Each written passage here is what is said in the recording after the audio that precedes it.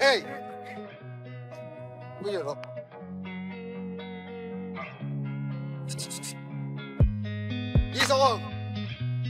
Le troupeau est cerné. Après 1h30 de traque. Pour un peu, on s'y croirait. Fin fond de la Pampa argentine ou du Far West américain. Face à face, 10 cavaliers parmi les meilleurs de Camargue et 50 taureaux. Poids minimum, 500 kilos. Bien décidé à ne pas se laisser rattraper. Hey! Il y a Loupiac, là, celui qui avait la queue sur le dos, qui se gratte la tête. Là. Voici la plus vieille famille de gardiens camarguais. Les Reynaud, nos cow-boys à la française. Ne les empêche pas de passer, Franck. Frédéric et ses 2 filles, Aude et Aurélie. Tu vois, c'est le longue corne qui est là. Derrière, là-bas. Longue corde, là. On pousse autour. Ils doivent attraper les 7 bêtes les plus agressives de leur troupeau.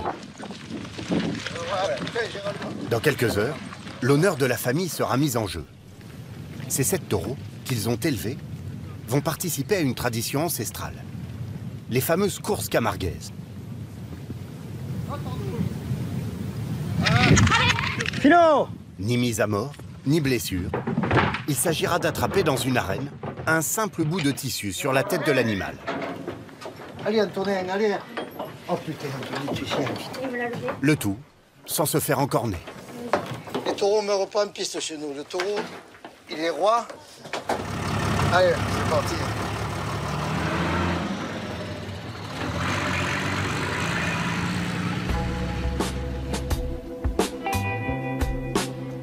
Des taureaux, des chevaux. Il faut aussi des flamants roses. C'est peut-être la Camargue que vous aimerez. De grandes zones de marais, réserves naturelles, repères pour 150 000 oiseaux migrateurs, territoire parmi les moins peuplés de France, 10 habitants au kilomètre carré. Avec si possible une paella et un fond sonore de musique gypsy. Et ça fait pas cliché du tout parce qu'en fait, ils le vivent vraiment. Et nous, quand on arrive, on est accueillis, on le vit avec eux. À moins que vous ne préfériez cette autre Camargue. Lieu de naissance du kitesurf sur l'incroyable plage de l'Espiguette et d'un tourisme de masse à l'américaine.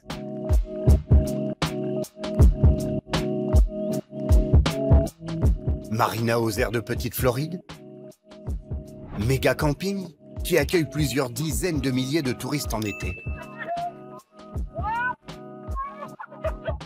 Un petit échauffement, on va dire, pour les congés d'été.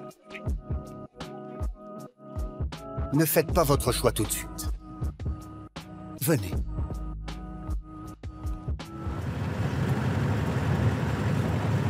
Pour découvrir la Camargue la plus secrète, suivons d'abord Christian. Attention, au début, il n'est pas bavard. Mais une fois lancé, il peut parler de son métier rare pendant des heures.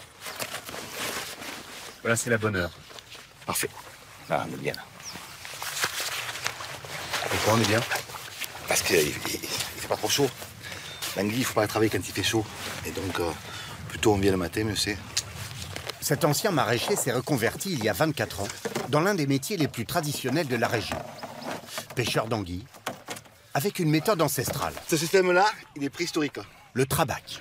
Je ne sais pas à quelle époque, quel âge ça peut faire. C'est préhistorique. Les premières traces qu'on a en Camargue ou dans le monde entier de pêche avec des goulets pour contenir le poisson, ça date de la préhistoire. On est en droite ligne de Cro-Magnon. Et ça vous fait plaisir, ça, j'ai l'impression. On prend n'importe quel gosse de 4 ans, on lui montre un poisson pêché comme ça, il est fou de joie. Et moi, j'ai 4 ans. Ils sont 9 à le pratiquer encore sur l'étang de Vacarès. Avec la nacelle, ce bateau à fond plat, et ce grand bâton. Sparteg, moteur écologique numéro 1.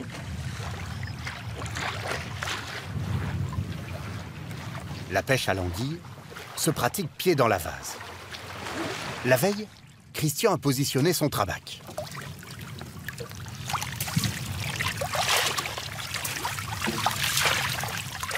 Tu le vois?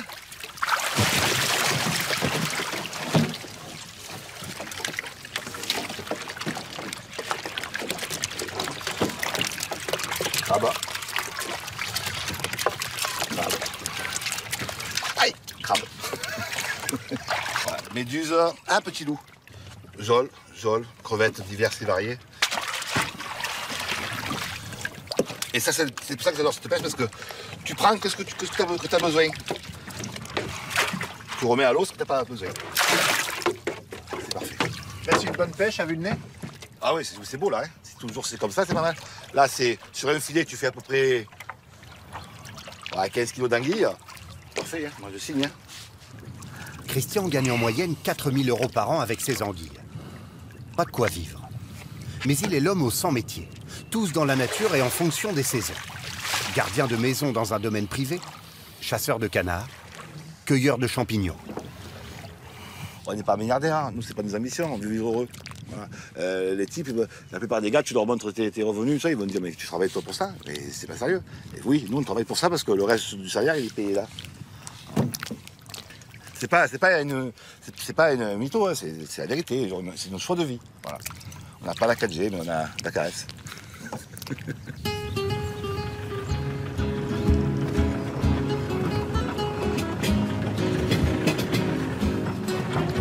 C'est aussi la Camargue.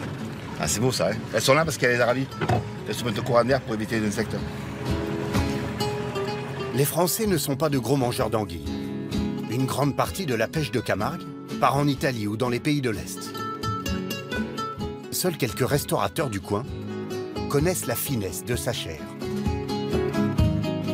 Ça, c'est super comme taille, tu vois. Ces 5 plus belles anguilles du matin, Christian les livre à la Chasse-Agnette, un restaurant 1 étoile. C'est la plus répandue comme taille, hein. Et artificiellement. Et donc, Armand Arnal en est le chef. à déconseiller l'anguille des fonds baseux. Voilà, en cuisine. Il est 9 h et pour 20 € le kilo, Armand sait déjà qu'il servira de l'anguille ce midi. En revanche, pour le reste, il doit partir en balade avec son chef jardinier. Autour de son restaurant, 4 hectares de potager. Une oasis vue d'en haut, mais un casse-tête pour ses jardiniers. La terre camarguaise est très argileuse et saline, très sèche aussi. Les carottes ne poussent par exemple que si on les couvre d'un lit de sable pour conserver l'humidité. Il y a des épinards, les moutardes comme d'habitude. Armand a appris à composer avec ce qu'il trouve. Un tournesol qui traîne. Là, quand c'est des petits tournesols comme ça, qu'on retourne, on voit, hop, ça rappelle un peu la feuille de l'artichaut. Et alors pourquoi on n'en mange pas, nous, de tournesol? Ça, je sais pas pourquoi vous en mangez pas. Pour accompagner l'anguille, il choisit ensuite l'une des 50 variétés de tomates de son jardin, la tomate ananas. C'est là la sauge ananas. Qu'il va marier avec une plante méconnue. Ça dit un peu. Avec la tomate ananas. La sauge ananas. La sauge ananas. Voilà. Et vraiment, quand tu fermes les yeux, suivant comment tu tailles ta tomate, tu peux presque avoir le mélange des deux, comme si tu avais un ananas dans la bouche. Tu vois. Armand Arnal change de carte presque tous les jours, en fonction de ses inspirations du matin.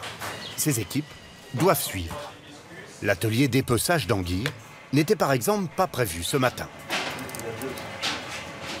Je vous fais souvent le coup de la trouvaille du matin, le chef? Souvent, très souvent. Il part le matin dans le jardin et il découvre les choses, il nous les amène. Bon, il nous amène un peu tard souvent, mais bon, on essaie de se débrouiller avec. Ça passe 2 couverts, 205. L'anguille est cuite à l'unilatéral, caramélisée avec la fameuse sauge ananas. Allez, les fèves, je les Les cœurs de tournesol sont simplement rôtis. Là, c'est le sirop de tomate. Le tournesol, l'anguille, tomate confite, huile de sauge ananas. Grâce à l'anguille de Christian, Armand a composé un menu 6 plats à 105 €. La création du chef.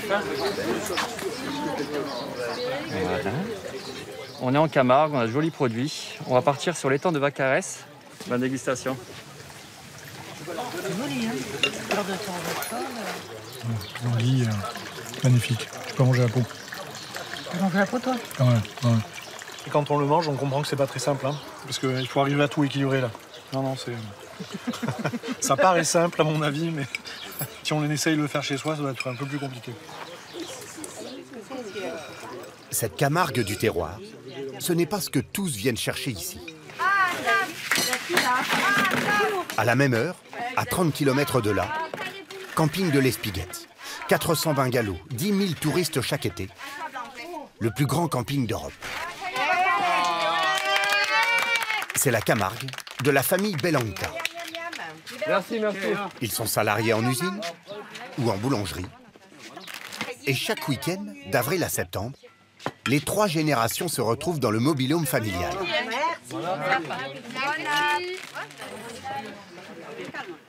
Notre petit lieu de vacances favori, on adore être ici, nos week-ends, nos vacances. On est en famille, on kiffe.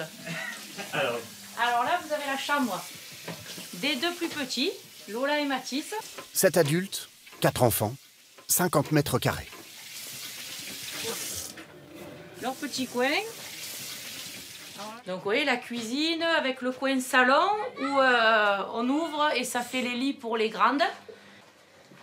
Après la chambre de tonton Christophe et tata Céline.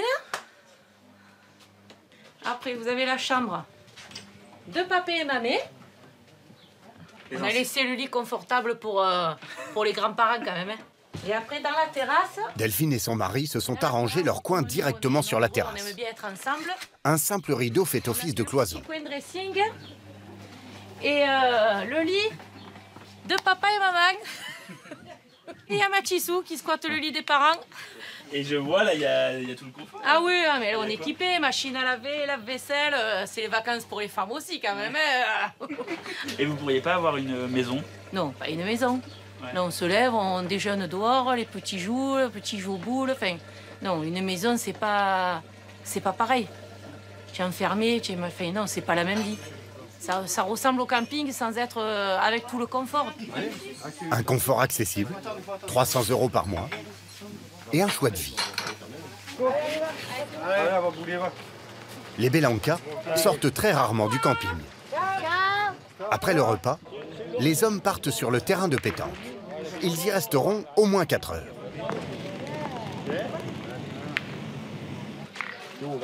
Jean-Pierre le patriarche, lui-même issu d'une longue lignée de boulistes, a entraîné les siens, et notamment Mathis, son petit-fils de 8 ans. Futur champion.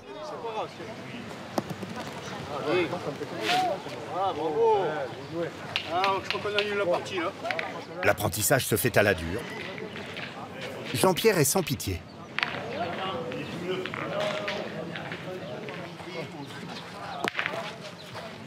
Vous enlevez la boule de votre petit-fils là. Sans problème, pas de cadeau. Ouais. Ça l'apprendra. Avant d'être un camping, l'Espiguette est surtout une plage. Un espace protégé qui se mérite.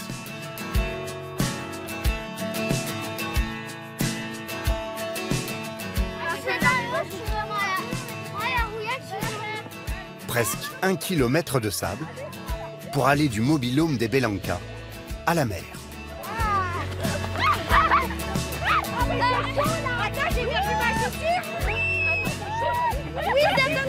Ah mais c'est chaud le sable. Oui, il est chaud. L'eau est encore un peu fraîche à cette saison. En contrepartie, la plage est quasiment vide.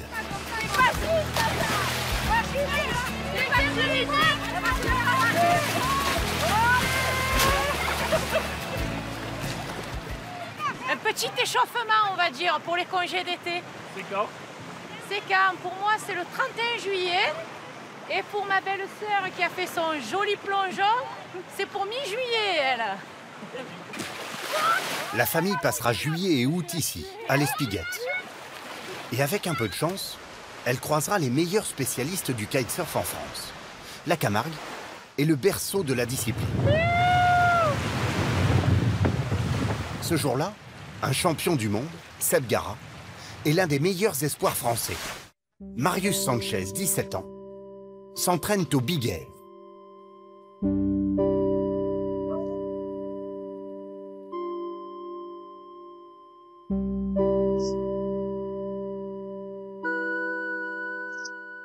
Le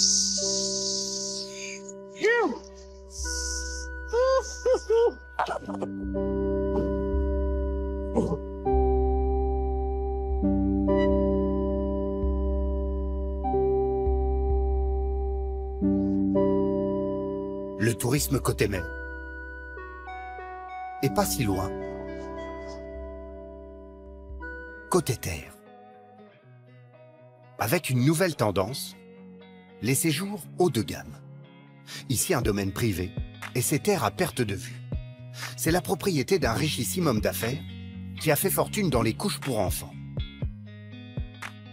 Hôtel, pavillon privatif, spa et même un ranch avec ses 50 chevaux camarguais. L'homme d'affaires a racheté le tout il y a 5 ans pour 30 millions d'euros, sans projet précis. C'est Nadia Koussan, sa directrice de l'événementiel, qui s'est mise en tête d'en faire un lieu de prestige pour touristes, il y a 2 ans. Il y a 80 km de chemin. Elle a d'abord dû s'habituer à l'immensité du domaine. 2000 hectares de marais, de rizières et de terres d'élevage. Les premiers temps, avec des clients, en leur disant non, non, mais on va passer par là, c'est plus joli, et puis par là, c'est plus sympa. Puis se dire non, mais c'est pas vrai. Une fois j'ai la mer à droite, une fois j'ai la mer à gauche, et je trouve jamais le moyen de rentrer, c'est horrible. Cet après-midi, elle organise un apéritif pied dans l'eau pour un groupe. Sur un coin de sable, des 4 km de plage privée du domaine. Mettez tout dans la benne. Ouais. Super. Avec ses 2 salariés, elle fait une curieuse pêche avant chaque visite. Alors les filles, donc cet après-midi, juste devant hein, les dunes, pas derrière parce que ça a été fait ce matin déjà. Mais voilà, 2 sacs entiers de bouteilles en plastique. Le site est protégé, mais c'est la mer qui charrie tous ces déchets. De cannelle. Aussi, tous les jours, on n'enlevait pas. Qu'est-ce que tu trouverais aujourd'hui? Un amas de poubelles sur la plage. À l'autre bout du domaine, les clients sont déjà là. 15 amis qui arrivent de la France entière. Pour 300 € par personne, ils s'offrent un après-midi et une soirée de rêve. Une grande experte comme moi. Il faut au moins ça. Ah, tu vas être gentil, j'en sais rien. Ils sont tous gentils. Je suis très sensible. Virginie travaille dans le domaine de la parfumerie. Ouais, c'est bon. J'y vais là. On met le pied à l'étrier et puis hop. Là. Voilà. Alors, les étriers, c'est bon ou pas? Ouais. Un tout petit peu. Ça se voit, non? En fait, je suis née sur un cheval. Ça se voit. Pourquoi tu rigoles? Manger le pied. Ah mon Dieu. Stéphane, décorateur d'intérieur, est encore moins à l'aise. Non, non, non, non, où tu vas? La balade doit durer 3 heures, Allez. mais Stéphane pourrait bien lui faire prendre du retard. Putain, il a un appétit, lui, Ah, moi je démoniaque. sens pas. Allez, je talonne. Allez. Ouais, mais je veux pas partir au galop non plus. Hein. Les terres du domaine, abîmées pendant des années par de la culture intensive de sel et de pommes de terre, retrouvent peu à peu leur beauté sauvage. Seuls les cris de Stéphane viennent troubler la tranquillité des lieux. Oh là, oh là là là là. Il me fout la tête, il va me foutre en l'air. T'as vu ce qu'il m'a fait? T'as vu ce qu'il m'a fait?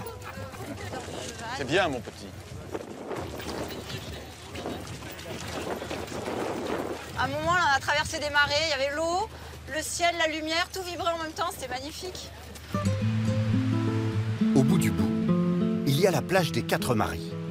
La légende veut que 3 saintes y accostèrent après la mort du Christ et y construisirent un petit édifice. Beaucoup le considèrent comme un lieu saint. Mais pas tout le monde, visiblement. Vous ne verrez pas.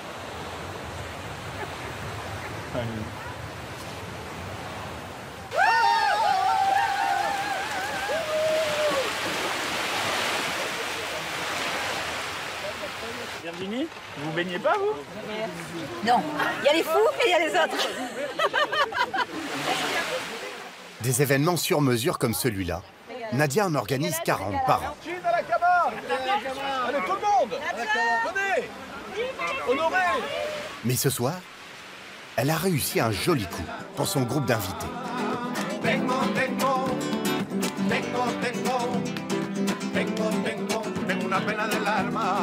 Faire jouer la famille Régis, Odine et Guinguette, organisés pour eux.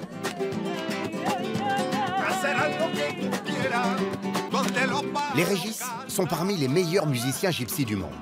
Ils ont joué pour Johnny ou Aznavour. Normalement, leur prestation coûte 25 000 €.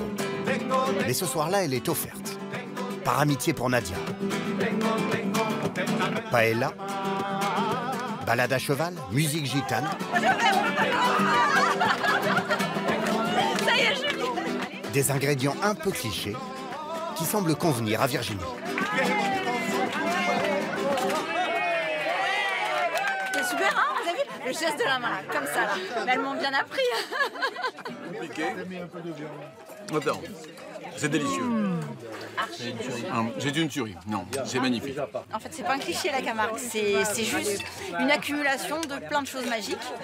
Et ça fait pas cliché du tout parce qu'en fait, ils le vivent vraiment. Et nous, quand on arrive, on est accueillis, on le vit avec eux. Et la Camargue, ça, oui, ça se vit de l'intérieur. Si Nadia et ses amis avaient voulu aller encore plus loin dans les traditions locales, le groupe aurait pu assister à une course camarguaise. Ce jour-là, les meilleurs raseteurs de Camargue, ces hommes en blanc, ont été conviés dans les arènes du Gros du Roi. Ils sont tous sportifs professionnels et ont 15 minutes pour attraper sur la tête du taureau des attributs comme ce petit bout de tissu rouge, la cocarde, sans aucune violence envers les animaux. Qu'est-ce que vous avez récupéré? Une cocarde. C'est quoi? C'est un petit bout de ruban rouge qui est au milieu de la tête. Les plus stressés dans l'arène, ce sont Frédéric et ses 2 filles, nos éleveurs.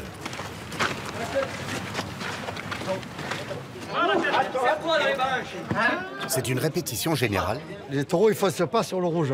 Ils foncent sur tout ce qui bouge. Les hommes sont en blanc, ils foncent dessus. Mais aussi un bon test pour savoir si ces taureaux vont lui rapporter de l'argent cette saison. Ces plus jeunes se louent environ 400 € les 15 minutes.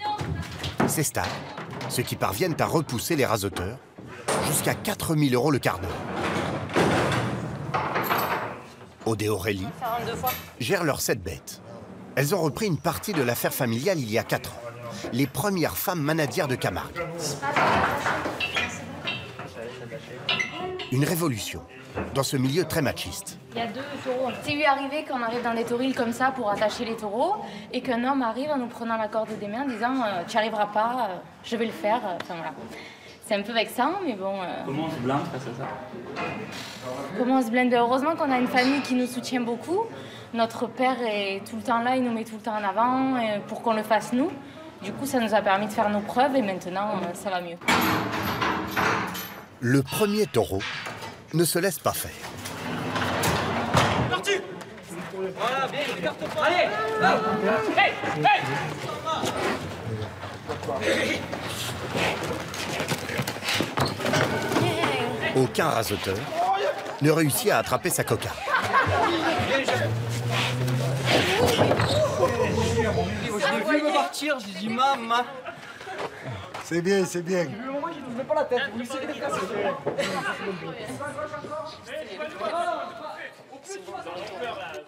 Ah là, celui-là, ils en ont peur, là. Ça vous fait plaisir, ça? Ah oui, là, c'est lui qui commande, c'est lui qui domine les hommes, c'est très bien, ça. En revanche, le second taureau de Frédéric a plus de mal. Les raseteurs le domptent en quelques minutes. Bilan de l'après-midi, 5 des 7 taureaux de Frédéric pourraient devenir des champions cette saison. Le taureau est respecté, donc il ne faut pas qu'il soit blessé, il faut qu'il soit en bonne santé tout le temps. Ouais, le taureau est roi ici en Camargue. Ah, le taureau est roi, ça c'est sûr.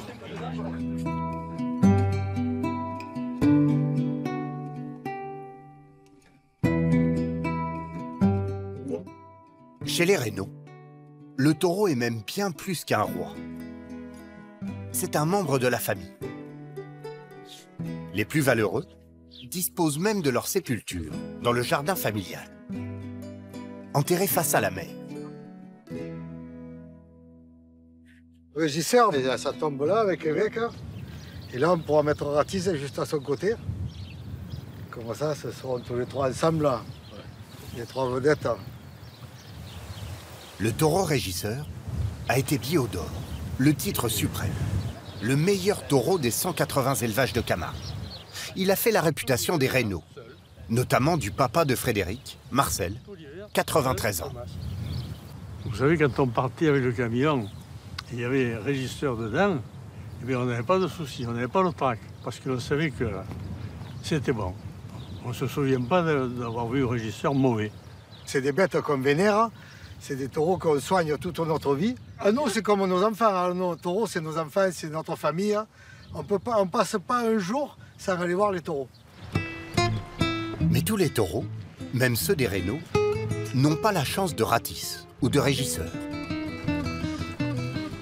On est toujours reconnaissant quelque part. Si ce n'est pas aux arènes, c'est dans l'assiette. Lui, il n'a pas été bon aux arènes? Non, il est là. Il sera bon ce soir. Chantal, la sœur de Frédéric, prépare le plat typique des gardiens. La gardiane, une sorte de taureau bourguignon. C'est la recette la plus simple qui est. Et les olives noires. Voilà, mijote fille. Vous avez prévu un dessous de plat? 4 heures plus tard, Un dessous de plat. la gardienne est prête. Ça a l'air bon. Allez, avancez vos assiettes.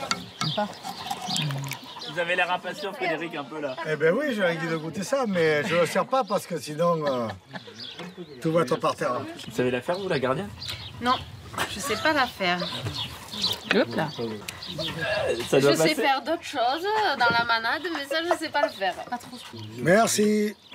Mauvais pour un. Gardien des traditions, les rénaux font partie de ceux qui ont fait de la Camargue un sanctuaire. Lorsque les urbanistes des années 70 avaient moins de scrupules.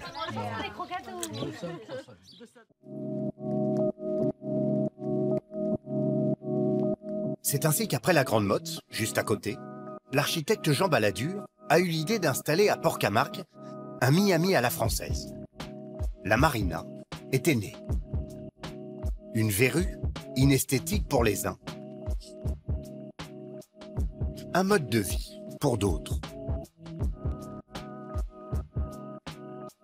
Idéalement, il faut une décapotable. Francis a sa Méhari, flambant neuve. C'est très propre, bien entretenu. Les ronds-points sont magnifiques.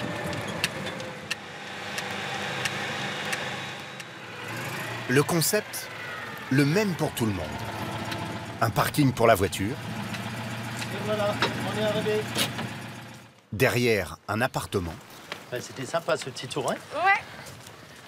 Et derrière encore, un ponton qui donne accès à la terrasse pour le bateau. Voir le jet ski. Coucou. Oh les filles. Alors? C'était trop Alors, bien. on s'est bien promené, hein? Aujourd'hui, avec sa femme, il accueille son frère, sa belle-sœur et sa Les nièce. marinas, on a été un peu de partout. Il y avait beaucoup Ça de va? vélos. À 57 ans, Francis est venu s'installer en Camargue il y a 3 ans, en prévision de sa retraite. Et cet artisan peintre en bâtiment n'a pas fait les choses à moitié.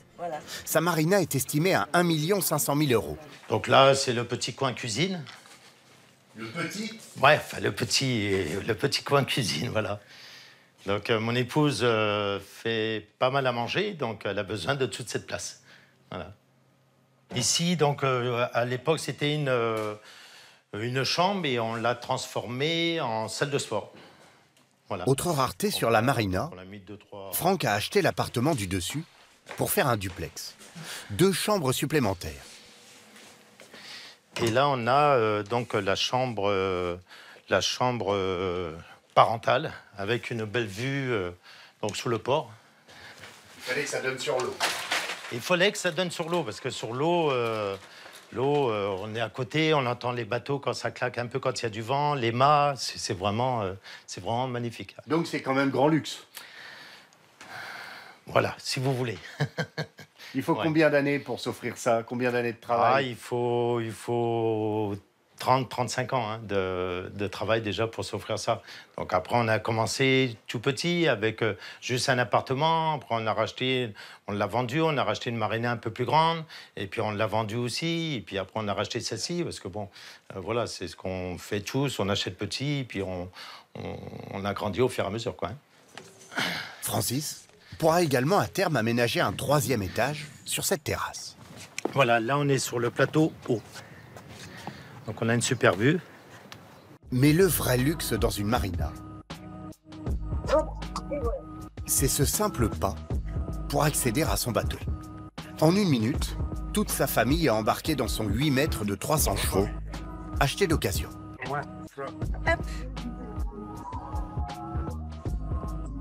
La Floride n'est plus très loin.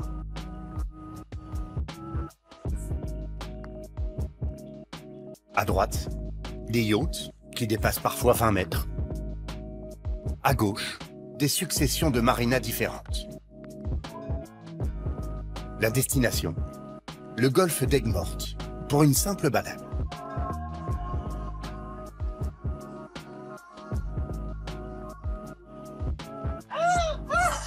La vache, j'ai pris la douche. Le plaisir, c'est déjà d'être avec ma famille. La famille, les amis, ça c'est déjà le premier plaisir. Et puis de leur faire profiter, parce que bon, ben, tout le monde n'a pas un bateau aussi. Et leur faire profiter de la joie de la mer. Donc souvent avec mon frère, on va pêcher le matin. Des fois on mange du poisson, des fois on n'en mange pas. À cette heure en pleine saison, une 50aine de bateaux se partageront la baie.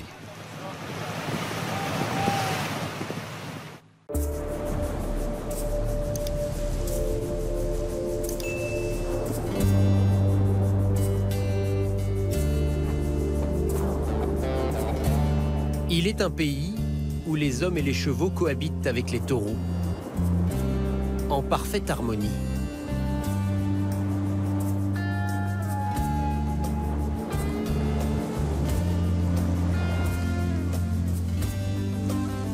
La Camargue compte environ 12 000 têtes, soit près d'1 taureau pour 10 habitants.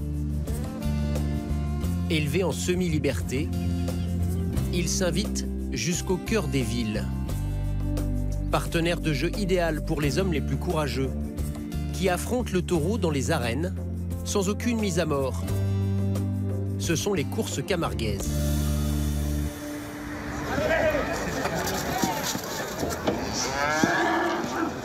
Des hommes en blanc qui jouent avec le danger. On les appelle des raseteurs parce qu'ils rasent le taureau. Parmi eux, Loïc Ozol, 32 ans, l'un des meilleurs. Il est professionnel et quadruple champion de France de la discipline. Le taureau peut peser jusqu'à 450 kilos. Aucune protection au bout des cornes. La moindre erreur peut être fatale.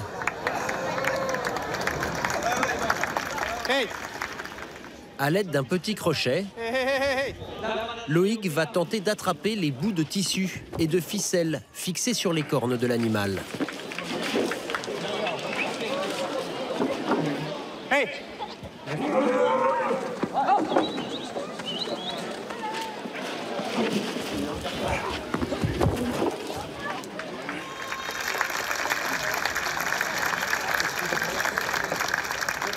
Ça se passe bien, ça se passe super bien. C'est une petite course du coup. Pour se mettre en jambe, c'est une course de taureau jeune, donc ça permet de s'entretenir un peu et de continuer à pouvoir exercer avant la course d'Arles aussi, c'est important. Car demain, Loïc disputera une course du Trophée des As, la première division des raseteurs. Je l'ai pris avec les doigts. Les taureaux seront beaucoup plus expérimentés et donc dangereux. Je vais essayer de comprendre cette culture dont la Camargue est imprégnée.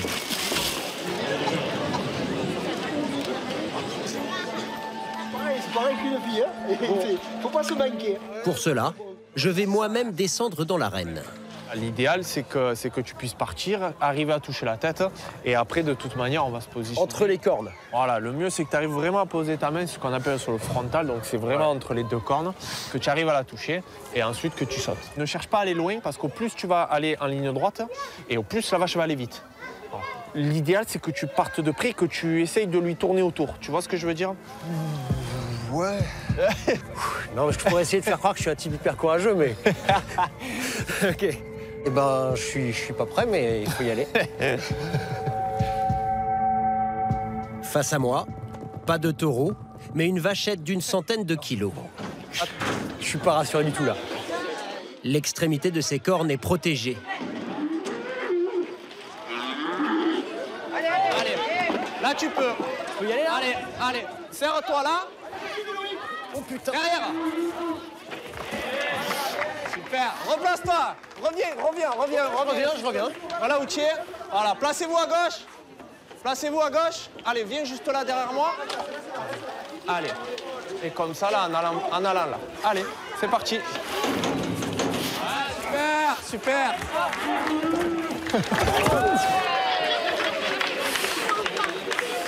Parfait. Super. Encore un essai? Ouais. Allez, reviens. Là, j'ai failli me fracasser la tête, là. Revenez. C'est beaucoup plus difficile que ce que j'imaginais. Vivacité, rapidité, précision, je manque cruellement de technique.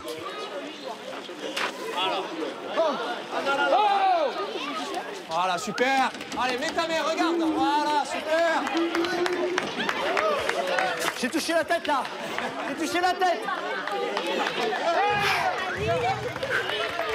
Eh, c'est génial. C'est génial. Ah, mais je suis content. Bon, je le fais pas très bien, mais je suis content d'avoir osé y aller quand même. C'est pas mal. Parce que je m'en serais un peu voulu. La sensation est au rendez-vous longtemps. Le prochain coup, vous venez une année entière, on vous prépare à raseter un Ah, si je trouve une année de libre. Je me rends vite compte que ce qui est un exploit pour moi est un jeu d'enfant pour les petits Camarguais.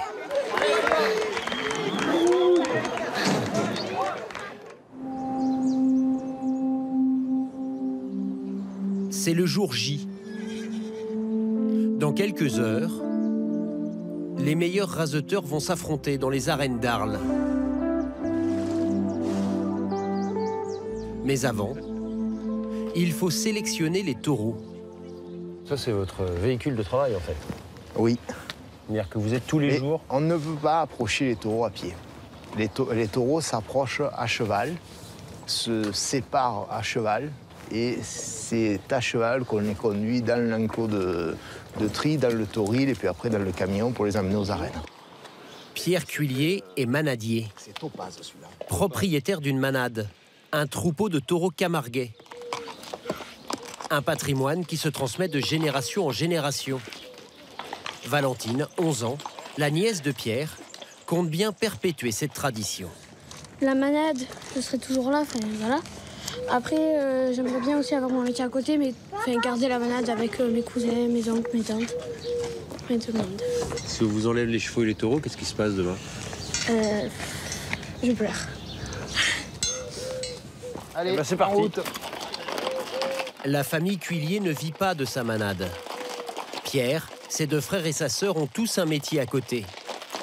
Pierre, par exemple, est cadre dans une grande entreprise de nettoyage.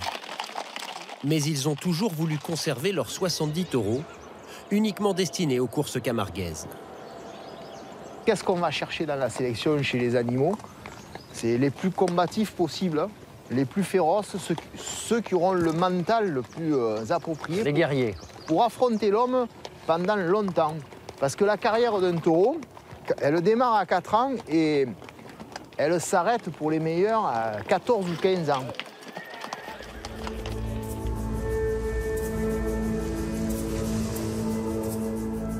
Pour isoler les 3 meilleurs taureaux qui vont concourir aujourd'hui, il faut d'abord faire sortir le troupeau de ce champ de colza.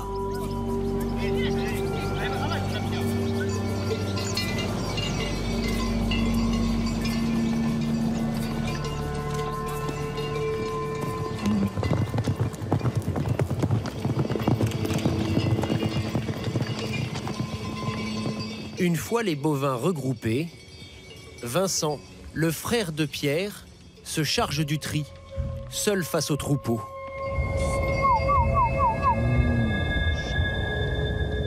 Tu vois, c'est le dernier qui veut. Hop. Ah ouais, il le fait tout seul là. Ah, là, il est cuit là. Ah ouais, c'est génial.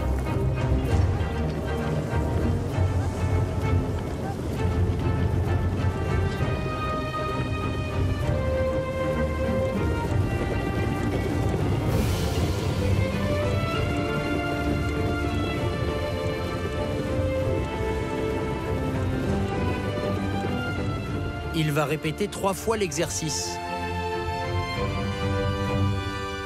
Les taureaux sélectionnés sont ensuite guidés jusque dans le camion.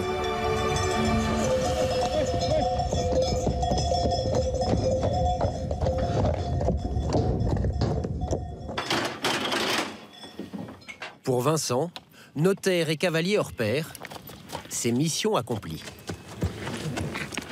Vous faites ça sans appréhension?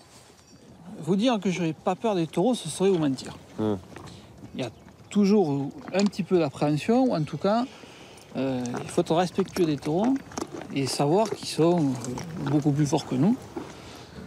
Il peut y avoir des accidents, il y a eu des accidents. Donc il faut toujours être prudent et jamais se laisser emporter par un excès de folie ou d'adrénaline, parce que ça peut vite mal tourner. Et vous les aimez, vos taureaux? C'est peu dire. Ouais. Je ne vais pas dire plus que mes enfants, mais autant. Bon, Benjamin, c'est le moment d'encocarder, c'est ça? C'est le moment, Frédéric, faut y aller. Encocarder, c'est installer sur les cornes les éléments qui seront arrachés par le raseteur. C'est Benjamin, le 3e frère, qui s'en charge. Vous allez voir, ils sont pas très dociles quand même. Et là, il peut venir nous chercher avec sa corne, là? Ça peut arriver, ouais. Donc ça, c'est la cocarde. 3 attributs sont fixés sur le taureau. Le premier est un bout de tissu rouge, solidement ficelé sur le front de l'animal. La cocarde. Donc la beauté du spectacle dépend un petit peu du travail que vous êtes en train de faire, là? Oui, parce que si c'est mal encocardé, que ça dure pas assez longtemps, si au lieu de rester un quart d'heure en piste, il reste 5 minutes, forcément, le spectateur est lésé. Ouais. Et là, le spectateur se dirait Benjamin n'a pas assuré, quoi. Voilà. Ensuite, 2 pompons blancs, appelés glands, et des tours de ficelle sur les cornes. Le raseteur, dans l'ordre, va couper la cocarde, enlever la cocarde, enlever les glands, et après, à la fin, enlever les ficelles. Pour mieux appréhender le travail réalisé par Benjamin, je prends sa place quelques secondes. Il faut vous allonger. Ouais. Et c'est vrai qu'on est tout près de l'animal, quoi. Par exemple, là, je peux pas le caresser, c'est pas un chien, quoi. Il n'est pas réceptif à ça. Non, il sera pas du tout réceptif, il aura peur et il essaiera de vous faire mal. D'accord, donc faut pas essayer d'être tellement amis. Non. On les aime, mais... Il faut respecter le côté sauvage de l'animal. Le travail des manadiers est terminé. Direction, les arènes d'Arles.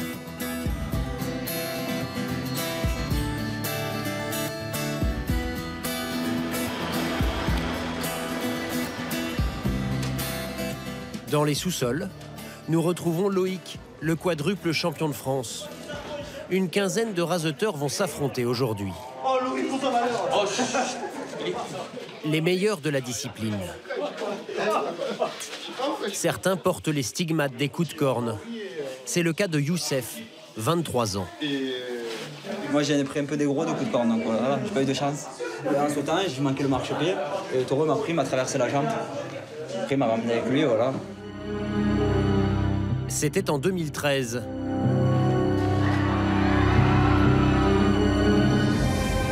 Youssef concourt à nouveau grâce à une greffe et de multiples opérations.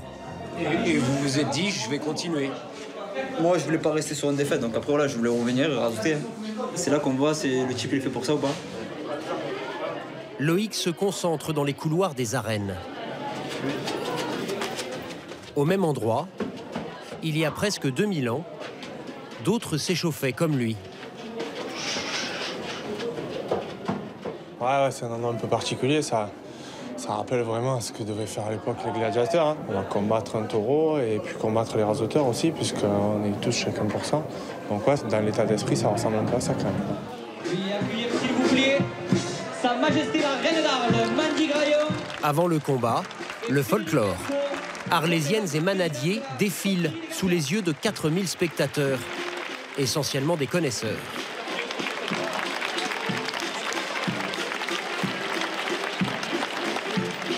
Sur les raseteurs, en place pour la capellade, s'il vous plaît. Cette course marque le début de la saison pour les raseteurs, qui d'avril à octobre concourent tous les week-ends.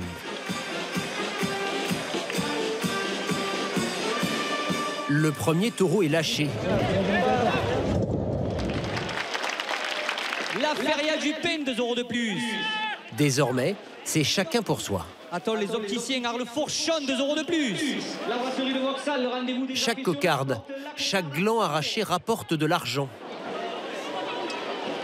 Pour Loïc et les autres raseteurs, ces courses sont souvent leur unique source de revenus. La cocarde est toujours en place, elle est à 100 €. Un raseteur professionnel peut gagner jusqu'à 50 000 € par saison. 6 mois pendant lesquels chacun d'entre eux va raser entre 6 et 7 000 fois le taureau.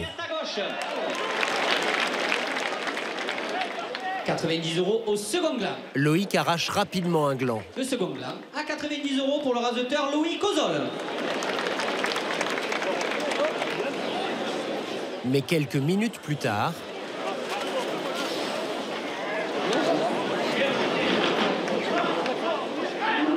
il se blesse. Une mauvaise réception. Loïc vient de s'arracher un ligament de la cheville. Camargue, 2 € de plus. Fin de partie pour lui aujourd'hui. 1 mois de convalescence sera nécessaire. 2 € de plus.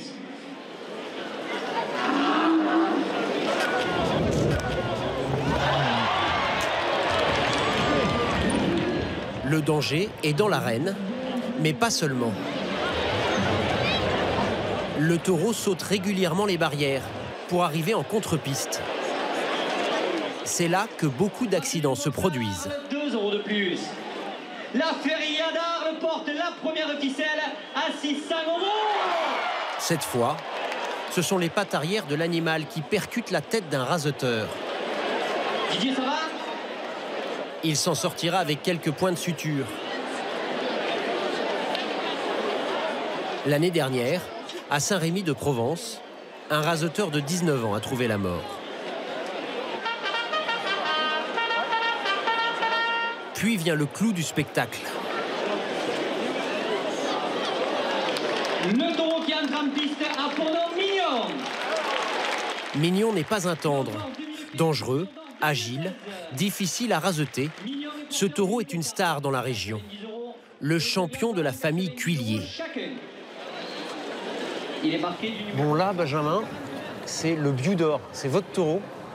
C'est le meilleur taureau de la saison dernière. C'est le meilleur taureau des 2 saisons dernières. Il a gagné 2 fois. Donc c'est un peu comme le ballon d'or au football, si on peut dire ça. Et là, c'est sa première course de la saison. Les arènes d'Arles qui vous attendent nombreux tout au long de la feria portent la première ficelle à 300 €. Le Biou d'Or, taureau d'or en provençal, est élu par un jury qui note les prestations des bêtes sur la saison. Pour avoir Mignon cet après-midi, les organisateurs ont versé 3 000 € à ses propriétaires. La Fédération française de la course camarguaise, 5 € de plus.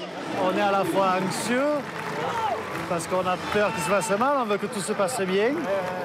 Et à la fois, on est très fiers, parce que c'est la récompense de des années de travail.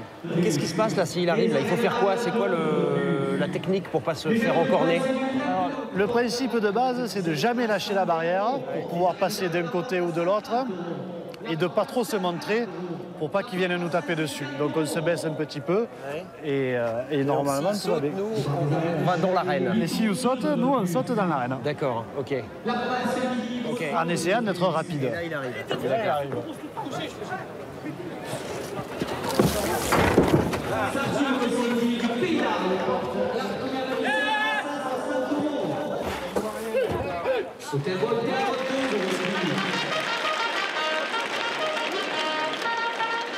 Fin de round pour Mignon.